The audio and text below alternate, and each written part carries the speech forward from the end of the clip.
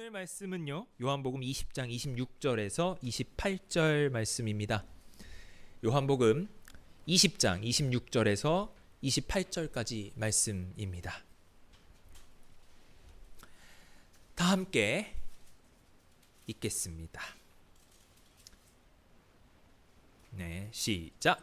여드레를 지나서 제자들이 다시 집안에 있을 때에 도마도 함께 있고 문들이 닫혔는데 예수께서 오사 가운데 서서 이르시되 너희에게 평강이 있을지어다 하시고 도마에게 이르시되 내 손가락을 이리 내밀어 내 손을 보고 내 손을 내밀어 내 옆구리에 넣어보라. 그리하여 믿음 없는 자가 되지 말고 믿는 자가 되라.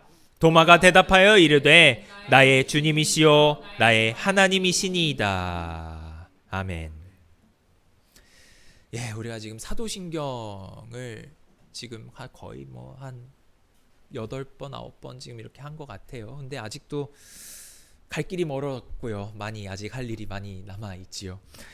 그 와중에 우리가 하나님에 대해서는 다 봤고 지금 이제 예수님에 대해서 보고 있는데 그 부분에 이제 예수님에 대한 첫 줄의 마지막 이야기입니다.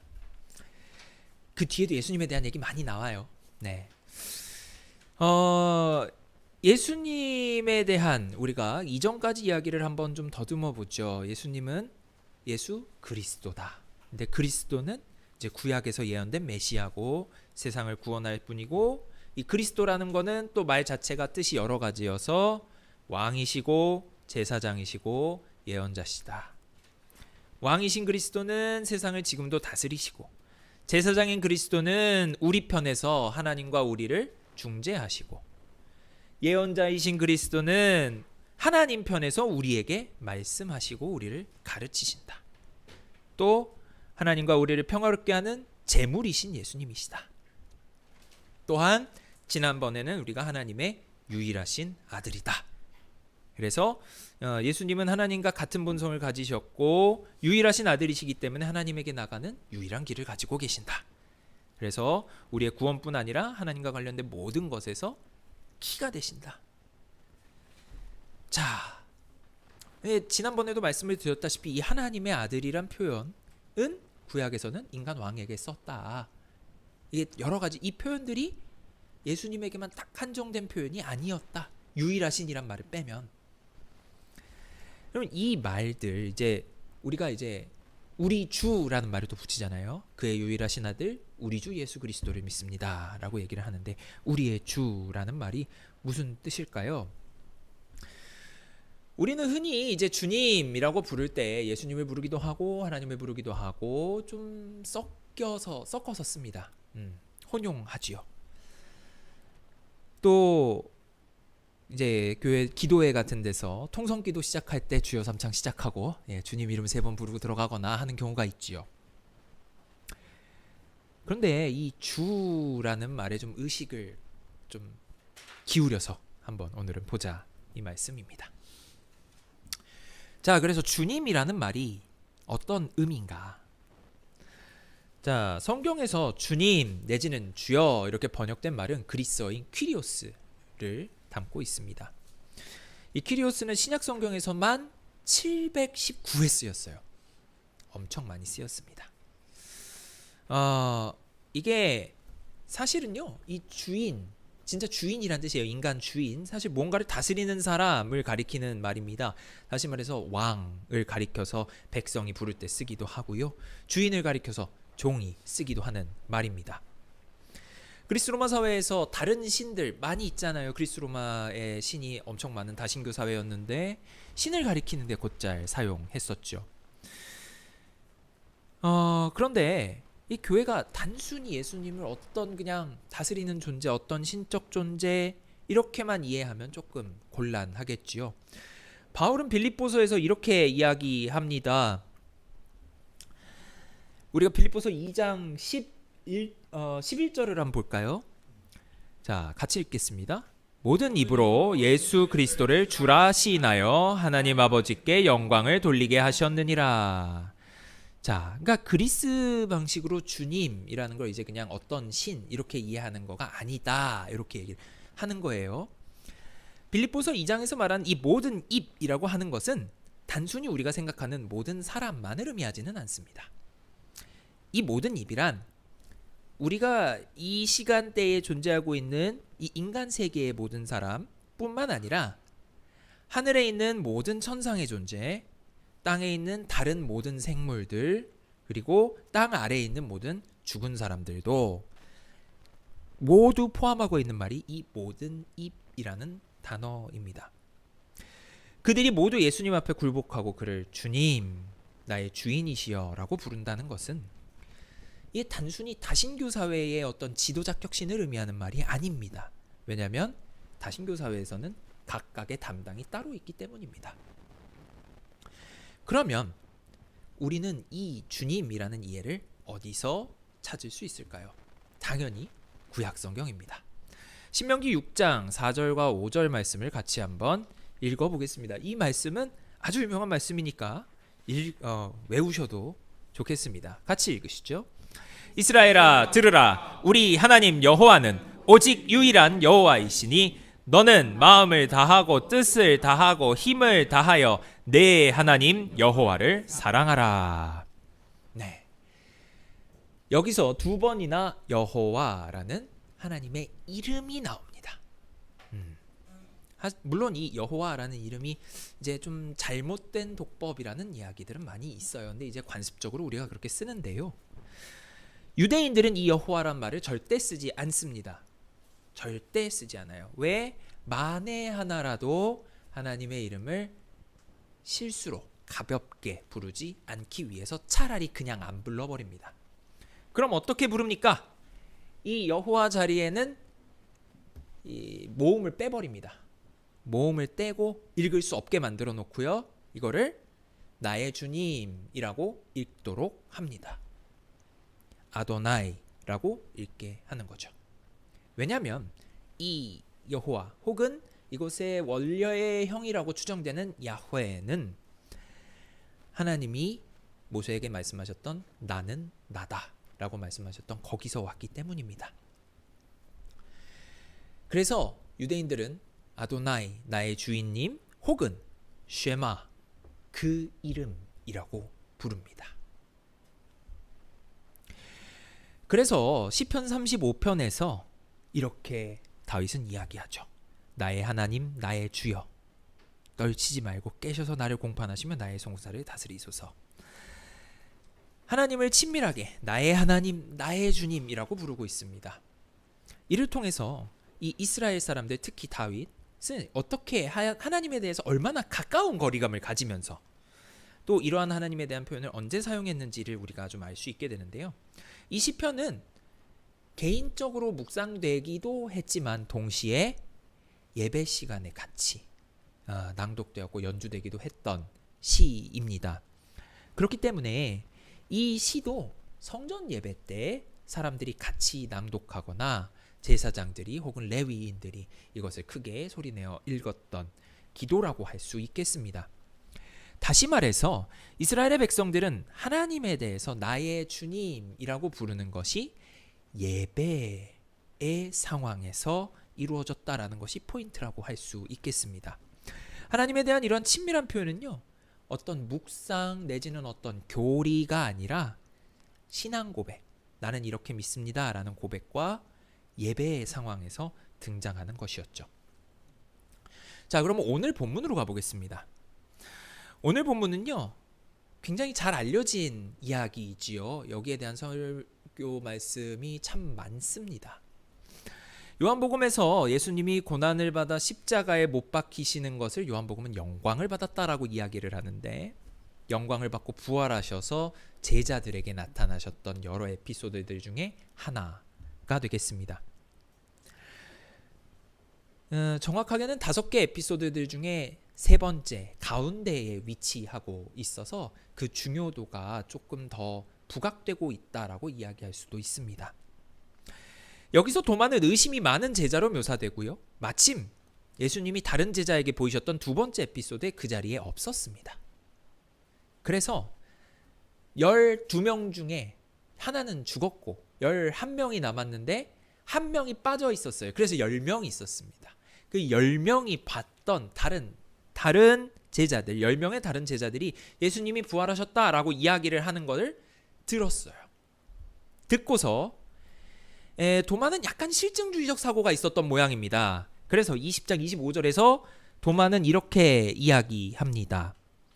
내가 그의 손에 못자국을 보며 내 손가락을 그 못자국에 넣으며 내 손을 그 옆구리에 넣어보지 않고는 믿지 아니하겠노라. 내가 손으로 실증해보지 않고는 믿지 않겠다 라고 말합니다. 직접 보고 만지지 않고서 믿을 수 없다. 근데 사실 예수님은 이미 다른 제자들에게 손과 옆구리는 보여주셨어요. 이전에 두 번째 에피소드에서. 그래서 도마의 이 요구가 자기만 좀 특별한 거를 요구했다라기보다는 이게 실제적인 표적을 요구하는 겁니다. 내가 진짜 만질 수 있는지. 동시에 이 다른 제자들의 말을 못 믿어서 요구하는 표적이라는 두 가지 성질을 지니게 되죠. 그러니까 진짜 하신 거 맞아요? 라고 물어보는 겁니다. 이거 진짜 내가 실험을 해봐야겠는데요. 어찌 보면 굉장히 과학적 사고관을 가지고 있는 것 같아요. 이제 마태복음에서 서기관들 그리고 바리새인들은 다른 표적을 구합니다. 서기관과 바리새인 중 몇 사람이 말하되 선생님이여 우리에게 표적 보여주시기를 원하나이다. 여기서의 표적은 어떤 기적이에요. 당신이 하나님이 말씀하셨던 모세가 얘기했던 그 선지자가 맞는지 우리에게 증거를 보여주세요. 이 표적이란 말은 증거로 바꿨을 수 있겠습니다.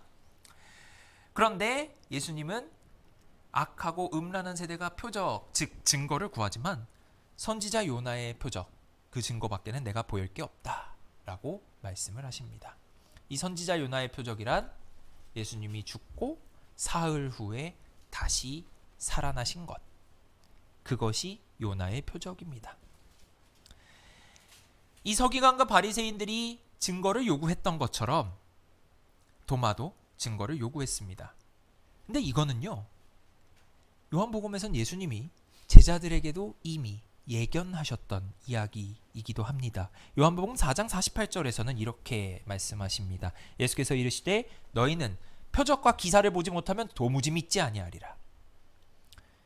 이 기이한 일 그리고 증거 없으면 너희는 안 믿을 거다 라고 예수님이 그냥 말씀을 해버리세요. 어찌 보면 이 도마라는 사람은요, 우리 21세기 한미주의 문명, 이 포스트 모더니즘 사회, 이 믿을 것 하나 없는 이 사회에서 살아가는 우리 현대인들과 매우 닮아 있다고 볼 수 있겠습니다. 사실 예수님 이후에도 많은 이들이 이런 증거들을 요구했습니다. 고린도전서 1장에서 바울은 이렇게 얘기하는데 같이 한번 읽어볼까요?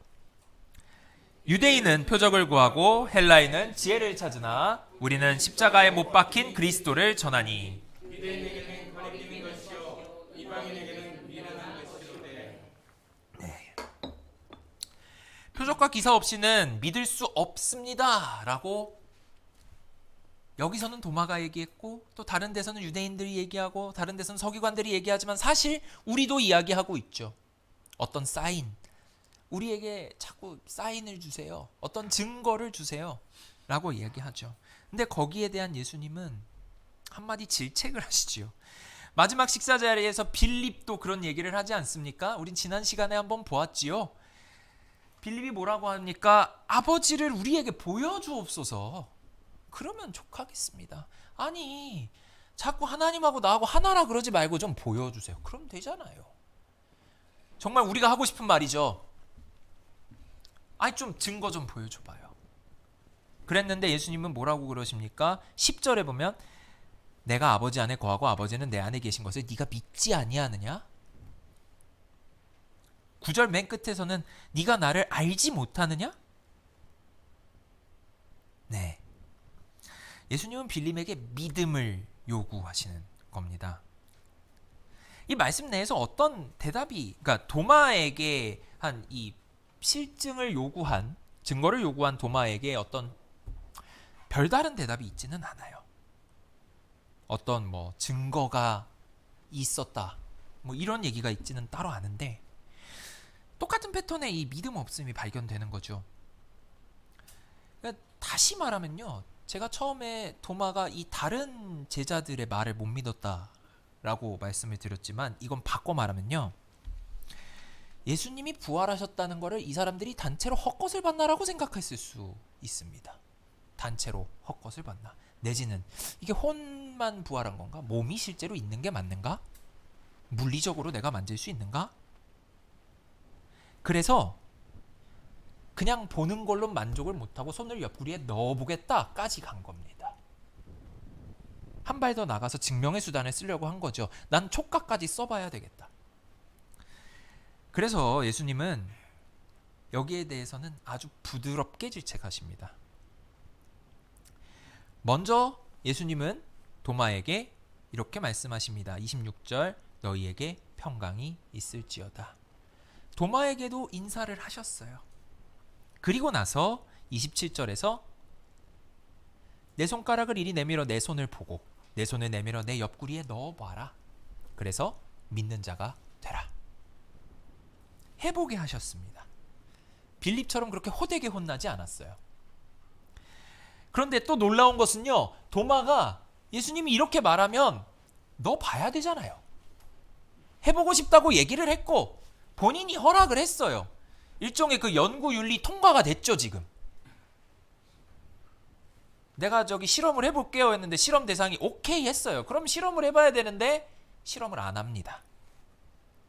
증명을 포기합니다. 물론 전설상에서 만졌다라고 이야기합니다. 실제로 넣어보았다라고도 얘기하죠. 그런데 요한복음서 내에서는 넣었다는 기록이 나오지 않아요. 전설은 전설인 거죠. 그래서 그는 어떻게 대답하느냐면, 예수님이 넣어봐 해도 돼 라고 말씀을 하시자 이렇게 이야기합니다. 나의 주님이시요 나의 하나님이십니다 라고 고백하고 끝나요. 이 도마의 고백은요, 이 복음서의 모든 신앙 고백 중에서 가장 높은 차원에 있습니다. 공간복음서에서 베드로는 예수님을 주는 그리스도시요 살아계신 하나님의 아들입니다 라고 고백합니다. 비슷한 신앙 고백을 요한복음에서는 마르다가 합니다. 세례 요한도 예수님을 하나님의 아들이라고 해요. 요한복음에서 나다나엘은 하나님의 아들이시자 이스라엘의 임금이라고 고백합니다. 그러니까 예수님에 대한 신앙 고백이 조금씩 핀트가 달라요. 그런데 요한복음의 저자가, 이 요한이 왜 이 가장 결론적인 신앙 고백으로, 이 복음서를 지금 우리가 읽고 있는 우리에게 가장 요구되는 신앙 고백으로 도마의 신앙 고백을 맨 끝에 놓았는가? 결론 부분에 이렇게 말하라고 제시하는 거죠. 예수님은 나의 주님이시요 예수님은 나의 하나님이십니다 라고 고백하라는 주문입니다. 이렇게 실증주의적인 도마를 통한 고백, 놀라운 진술이 아닐 수 없죠. 도마가 예수를 이스라엘의 하나님, 곧 여호와 하나님과 동일한 이름으로 부른 것입니다. 나의 주님, 나의 하나님, 아까 시편에서 우리가 보았죠. 시편에서 봤던 이 고백을 도마가 지금 하고 있다는 것은 또 어떤 의미를 우리에게 주느냐? 예수님이 뭐라고 하셨는지를 또 볼게요. 요한복음 5장 22, 23절을 보시면요. 자, 이 붉은 글씨로 되어 있는 거 한번 읽어보실까요? 아버지를 공경하는 것 같이 아들을 공경하게 하려 하심이라. 자, 우리말에서는 이 공경하다라고 번역을 했어요. 원어에선 티메오라는 동사입니다. 영어로 하면 respect, pay respect입니다. 어떤 경의를 표하다 정도가 되겠죠. 근데 존중하다 정도가 아니라 이 티메오 동사는요, 예배 대상에게 바치는 것이기도 했습니다. 그래서 아버지를 예배하는 것 같이 아들을 예배하게 하려 하심이라고 조금 넓게 해석해도 무방합니다. 그러면 그 다음 말은 뭘까요? 아들을 예배하지 않는 자는 그를 보내신 아버지도 예배하지 않는다라는 얘기가 되겠죠? 자, 또 예수님은 또 이렇게도 말씀을 하세요. 8장 28절에서 자, 같이 한번 읽어볼까요? 이에 예수께서 이르시되 너희가 인자를 든 후에 내가 그인 줄을 알고. 여기까지. 인자를 들었다라는 것은 요한복음에서 예수님의 십자가형에 대한 암호입니다. 예수님을 십자가에 못 박은 뒤에 내가 그 곧 하나님인 줄을 너희가 안다라는 말씀을 하신 거예요. 자, 그러니까 아들을 예배한다. 아들이신 예수를 신적 존재 정도로 보는 게 아니라 예수가 즉 하나님이라고 고백하는 그 단계까지 간다는 거고요. 그렇게 예배한다는 겁니다. 도마가 이렇게 고백을 했을 때 예수님은 너는 나를 봐서 믿니? 라고 물어보십니다. 그런데 우리가 주의해야 할 점은 오늘 본문에서 예수님이 이 도마의 고백에 틀렸다고는 한마디도 하지 않으세요. 틀렸다고는 안 하세요. 이 고백을 그대로 받으십니다.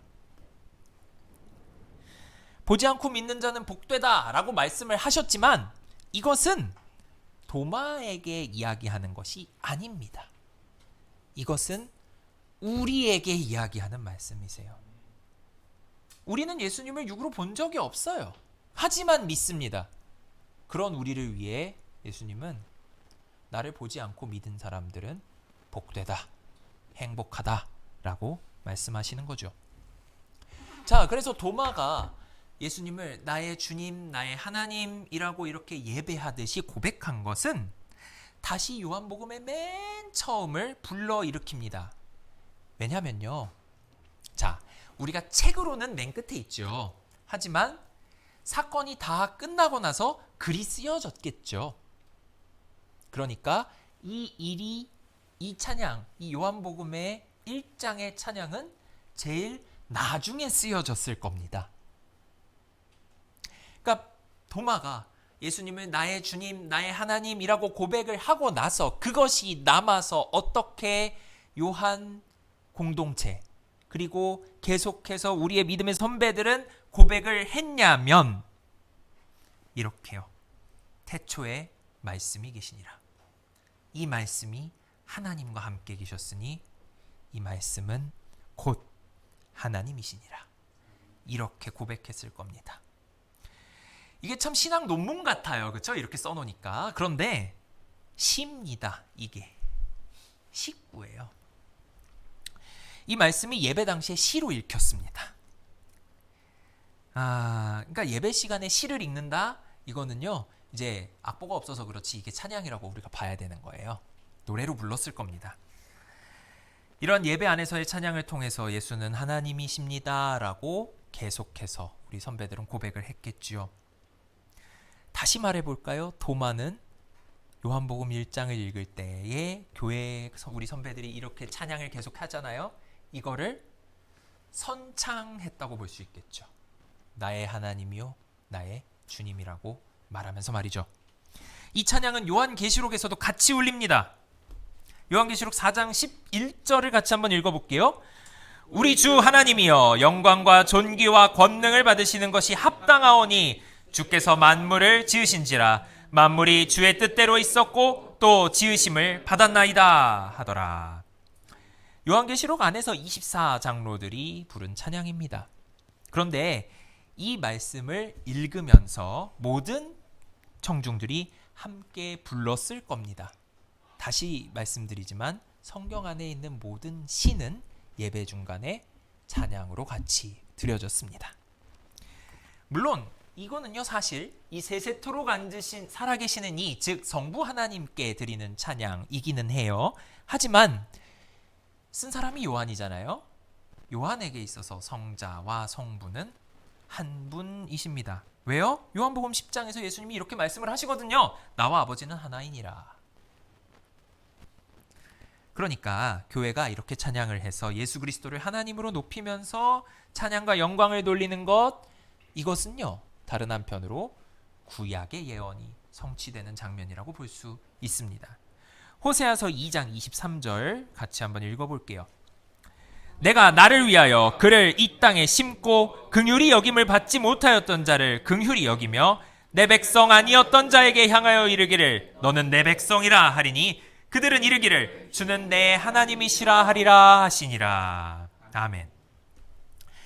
예수님이 하나님이십니다 라고 이야기하는 우리 찬양은 그래서 이 성경 구약과 신약의 모든 가르침에 상응합니다. 성경의 예언을 성취하는 것이죠. 왜요? 우리는 하나님의 백성이 아니었거든요. 본질상 진노의 자식이었고 죄의 백성이었는데 하나님이 우리를 그의 백성으로 불러주셨거든요. 내 백성이라고 말씀을 하셨거든요. 그러면 우린 뭐라고 해야 합니까? 주는 내 하나님이십니다라고 불러야죠. 가장 근본이 되는 우리의 생명을 예수 그리스도께서는 그분의 피로 사신 거 아니겠어요? 생명을 샀으면 뭐가 됩니까? 주인이 되는 거 아니겠어요? 간단한 이야기입니다. 근본적인 소유권이 예수 그리스도께 있기 때문이지요. 사도행전 20장 28절에서 사도 바울은 에베소 교회의 장로들에게 하나님이 자기 피로 사신 교회라는 표현을 합니다. 하나님이 자기 피로, 이해가 되세요? 하나님이 피를 흘리셨습니까? 자, 엄밀하게 구분해 볼까요? 성부 하나님은 피를 흘리시지 않았어요. 성자 예수께서 피를 흘리셨죠. 하지만 바울은 예수님을 명백히 하나님이라고 고백하고 있기 때문에 하나님이 자기 피로 사셨다라고 이야기합니다. 그래서 교회는 하나님이 값을 주고 사신 소유물이고요. 여기서의 교회란 지역교회가 아니라 성령의 전이 된 여러분 한 사람 한 사람 모두를 가리키는 말입니다. 자, 주님이라는 표현에 대해서 조금 더 봤으니까요. 앞에 붙은 이 우리라는 말을 조금 더 볼까요? 사도신경에서는 예수 그리스도를 내 주님이라고 하지 않아요. 아까 성경에서는 나의 주님, 나의 하나님 이렇게 고백을 했는데 사도신경은 우리 주라고 고백을 합니다. 단수가 아니라 복수형으로 표기되어 있어요. 이것은 라틴어에서도 노스테르라는 우리의라는 단어로 표현되어 있습니다. 그러니까 이게 제가 여러분께 우리 집, 우리 어머니 이렇게 얘기하는 것처럼 우리 한국어에서 있는 현상이 아닙니다. 그러니까 우리 하나님, 우리 주님이라고 고백을 하는 이것은요, 이 말 자체가 굉장히 뜻이 깊습니다. 왜요? 같은 하나님을 지닌 같은 교회라는 뜻을 지녔기 때문입니다. 아까 교회는 여러분 한 사람 한 사람을 가리킨다라고 이야기했고요. 같은 교회들이 서로 같은 하나님을 우리의 주님이라고 고백하고 있습니다. 자, 같은 하나님을 모시는 여러 교회, 같은 하나님을 모시는 여러 개개인의 교회, 여러 가정의 교회, 여러 지역의 교회, 여러 국가의 교회, 여러 세계의 교회들, 교단뿐만 아니라 같은 예수 그리스도를 하나님으로 모신다면 이미 우리입니다. 나와 너는 될지 몰라요. 우리는 나와 너로 이루어져 있죠. 그런데 나와 너를 제외한 남은 없습니다. 남이 들어가면 우리가 아니게 되죠. 그렇죠?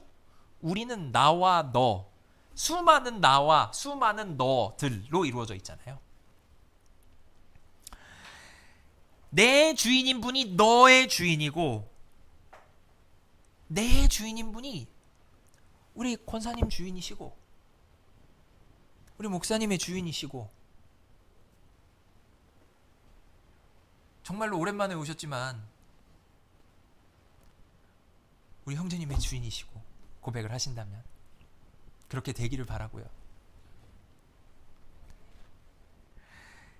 같은 주인이세요. 자, 그러면 같은 주인 밑에 있는 한 집안 종들이 싸우면 뭐만 돼가? 뭐가 되죠? 주인한테 혼나는 것만 남죠. 아무것도 되지 않고 주인에게 혼나기만 합니다.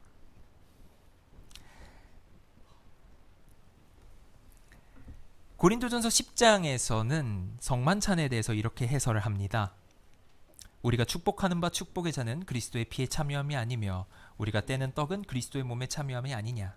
떡이 하나요 많은 우리가 한 몸이니 이는 우리가 다 한 떡에 참여함이라. 지난주 우리가 참여했던 성만찬의 의미는요, 이렇게 우리가 한 머리 되신 분을 받아서 한 몸이 되었다라는 것을 의미합니다. 하늘에 있는 하나의 교회, 보이지 않는 교회, 예수의 몸이 된 모든 세계와 모든 시간의 교회, 과거의 교회, 미래의 교회, 지금도 핍박받고 있는 교회, 지금도 갈등 속에 있는 여러 교회, 그 모두를 포함합니다. 적어도 우리는 그들을 나와 너로 대할 줄 알아야겠습니다. 그 사람들과 우리가 아니고요. 그들도 우리이기 때문입니다. 왜요? 그렇게 되면요, 좀 무서운 말씀인데 하나님의 나라를 유업으로 받지 못하기 때문입니다. 갈라디아서 5장에 사도 바울은 이 얘기를 합니다. 20절 보시면 우상 숭배, 주술, 원수 맺는 것, 분쟁, 시기, 분냄, 당 짓는 것과 분열함. 물론 여기서의 당 짓는 것이 이제 우리 민주주의를 하기 위해서 이제 여러 정당을 만드는 것을 의미하는 건 아닙니다. 그거 아니에요. 예, 우리가 너무 문자적으로 접근하면 곤란하겠습니다만 이건 교회 내의 파벌을 의미하는 겁니다. 분열함, 마찬가지로 교회를 찢는 것을 의미하지요. 이런 일들을 하는 이에 대해서 21절 말미에 이렇게 이야기하죠. 하나님의 나라를 유업으로 받지 못할 것이요. 결론으로 가겠습니다. 나는 그의 유일하신 아들 우리 주 예수 그리스도를 믿습니다. 라는 표현의 가장 핵심에 있는 말씀은요, 우리 주입니다. 예수님의 그리스도 되심이라는 건 우리도 일부 모방할 수 있고, 그것을 말씀을 드렸어요. 예수님의 왕 되심을 우리가 모방할 수 있고, 예수님의 제사장 되심을 우리가 모방할 수 있고, 예수님의 예언자 되심을 우리가 모방할 수 있고, 하나님의 아들이심을 우리가 모방할 수 있어요. 왜? 우리도 하나님의 양자가 됐기 때문에. 유일하지 않을 뿐이에요. 그런데 우리 주는 모방이 안 돼요.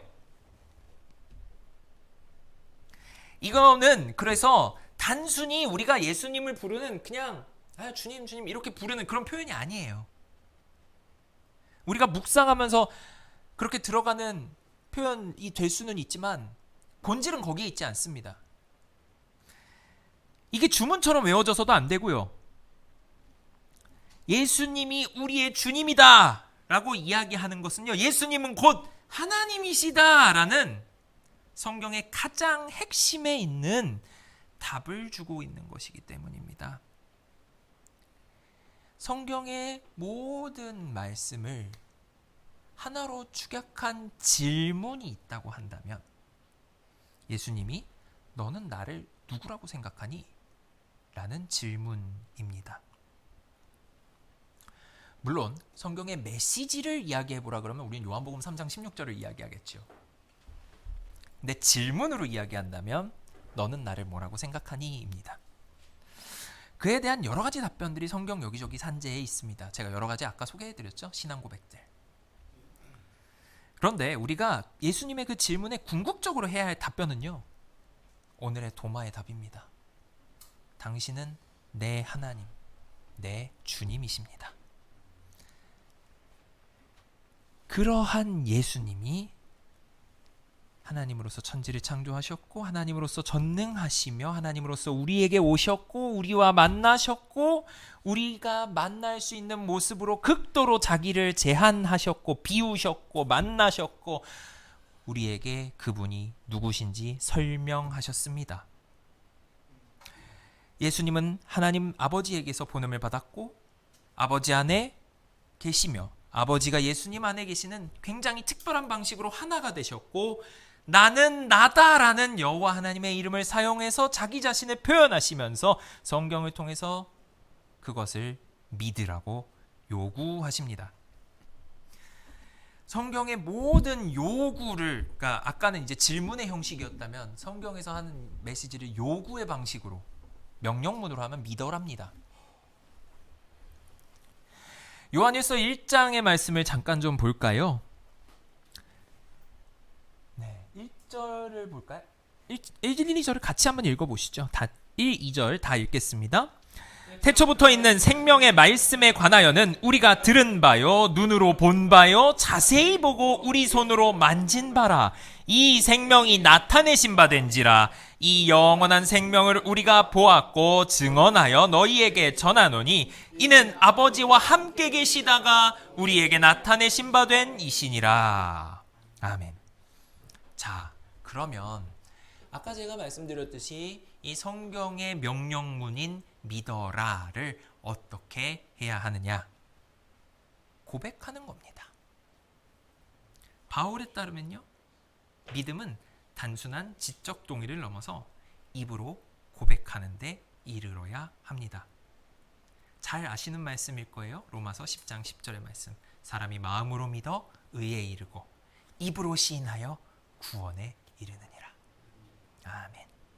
이 구원에 이른다는 말은 요한복음에선 영생을 얻는다라고 이야기하죠. 믿으면 영생을 얻는다라고 이야기합니다. 같은 말입니다. 그리고 사도 요한은 이렇게 자기 책을 마무리합니다. 물론 21장이 또 있기는 합니다만 그건 에필로그니까요. 20장의 마무리는 이렇습니다. 같이 읽어보시죠. 오직 이것을 기록함은 너희로 예수께서 하나님의 아들 그리스도이심을 믿게 하려 하며 또 너희로 믿고 그 이름을 힘입어 생명을 얻게 하려 함이니라.